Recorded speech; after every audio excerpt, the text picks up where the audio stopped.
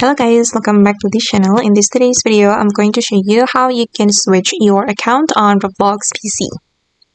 Okay, let's get into it guys. Here I have opened my Roblox PC application, and if you want to switch your account guys, you need to visit the Roblox website because we won't be able to switch our account on the application.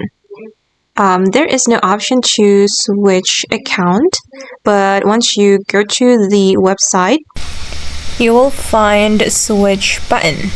Go to the setting icon right here, and then you will see switch accounts, and just tap on that. And I have already logged into two accounts, two Roblox account, and if you want to switch, just click on the account that we want to open.